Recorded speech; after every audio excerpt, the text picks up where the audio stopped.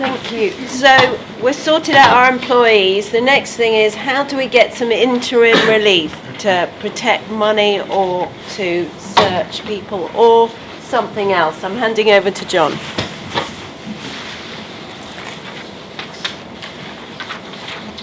Thank you, Clarissa. My name is Jon Tweedale. I'm a partner in the litigation department.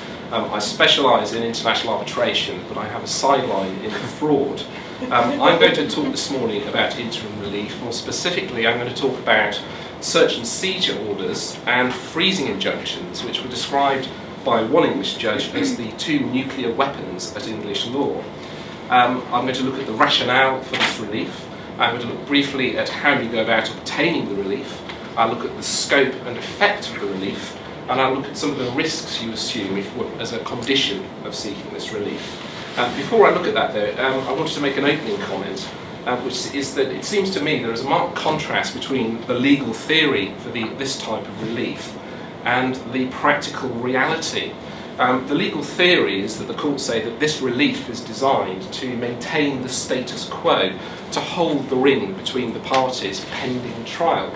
So, for example, in this case of a freezing injunction, what the court is doing is freezing the assets, so the assets won't be dissipated before trial. So, if the claim comes at trial, the assets will be there.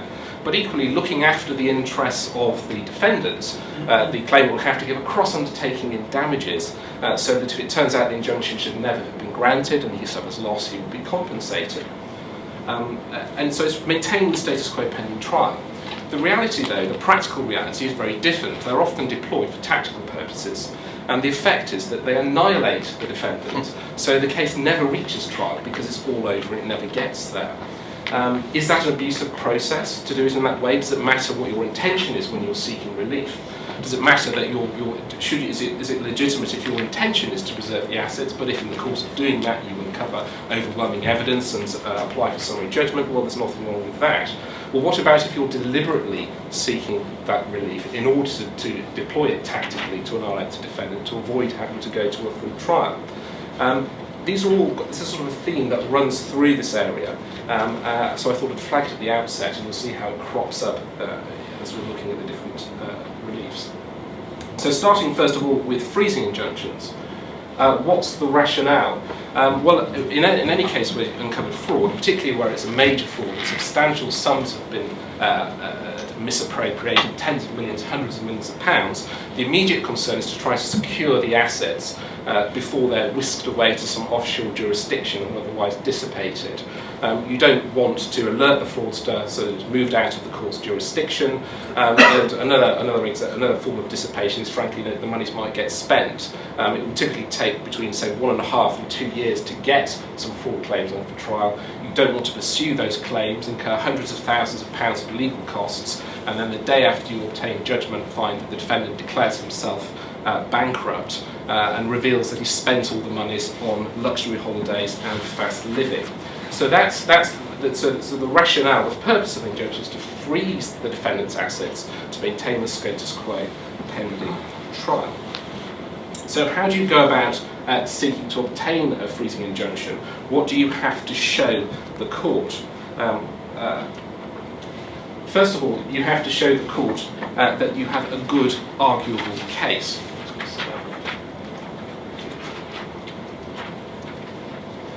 Essentially, what you're getting a freezing injunction in support of a substantive cause of action. You need to show that you have a substantive claim.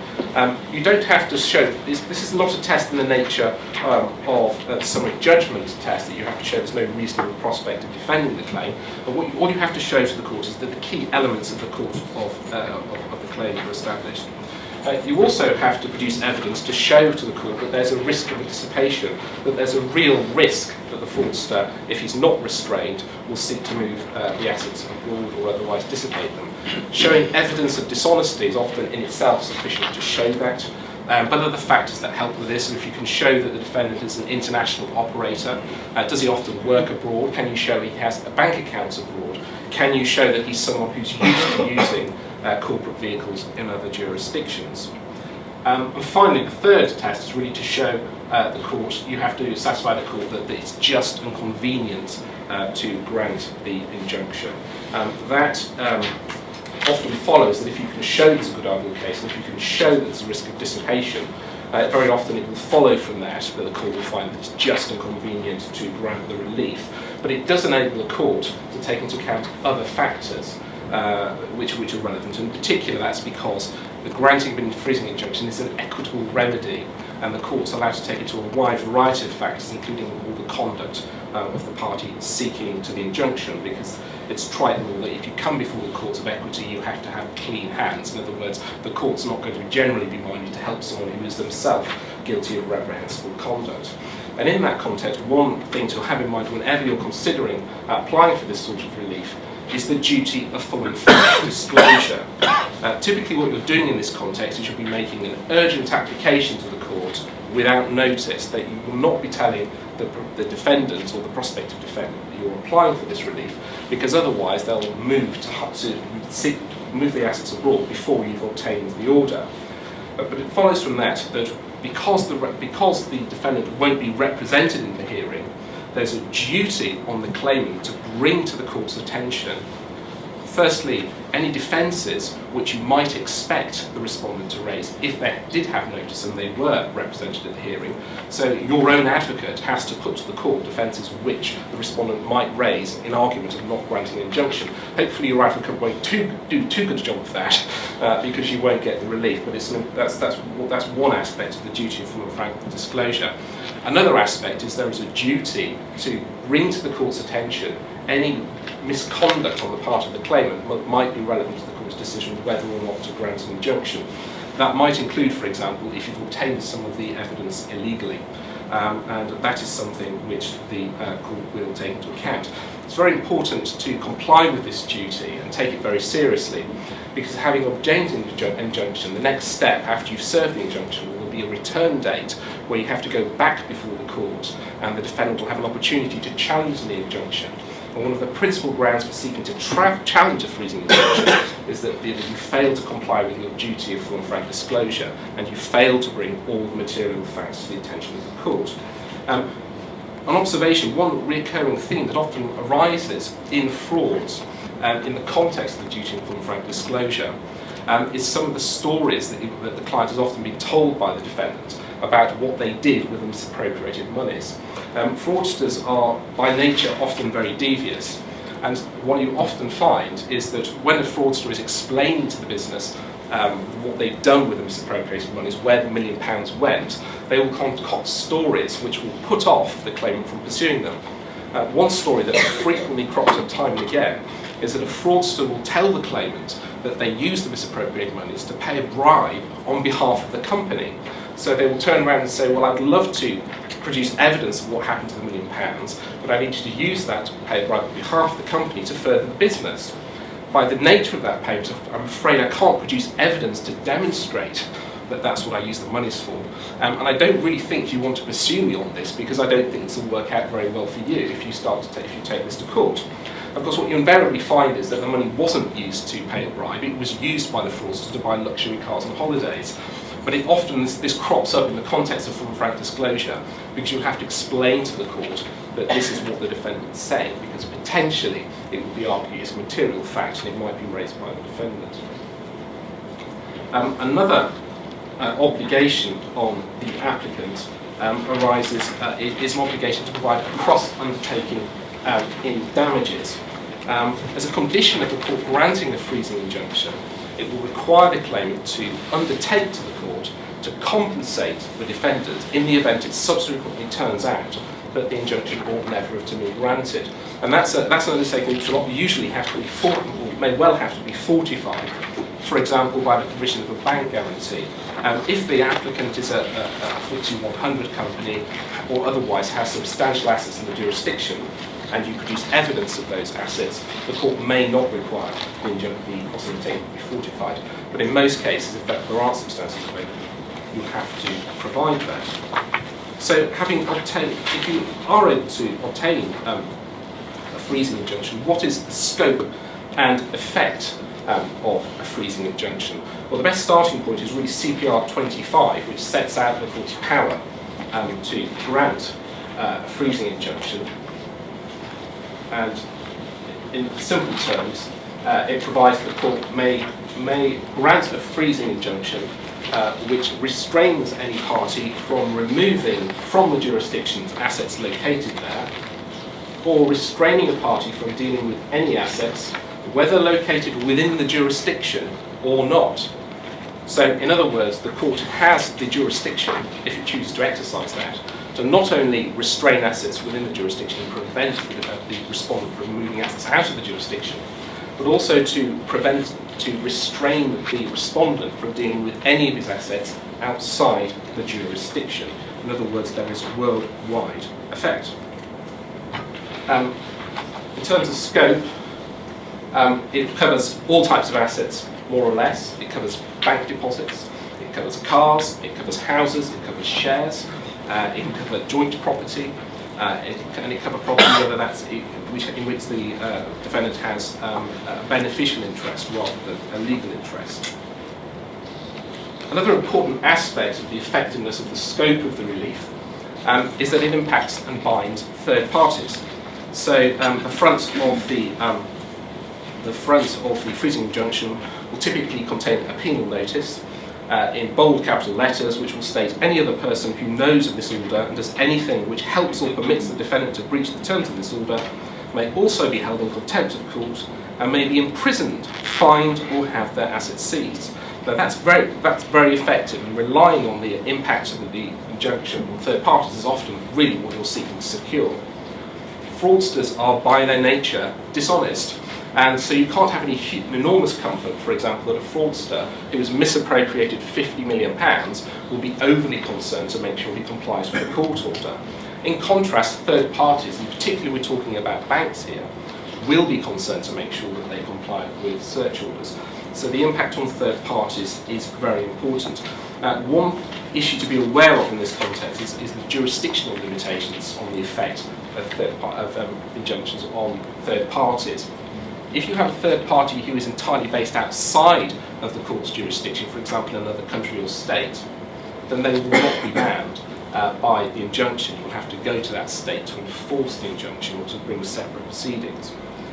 One issue that is often problematic is where you have a situation where you have a third party who has a presence in the UK and a presence abroad, and that there are assets abroad which are held by, for example, a branch of that entity. That potentially puts the third party, such as a bank, in a double jeopardy position, because if, for example, a bank headquartered in the UK has control over the assets in a branch located in, say, Switzerland, if it permits those assets to be moved, arguably it's in breach of the injunction. But if the bank doesn't, for example, prevent the defendant from moving assets in Switzerland, potentially it's breaching its obligations under Swiss law by not honouring its mandate to the customer.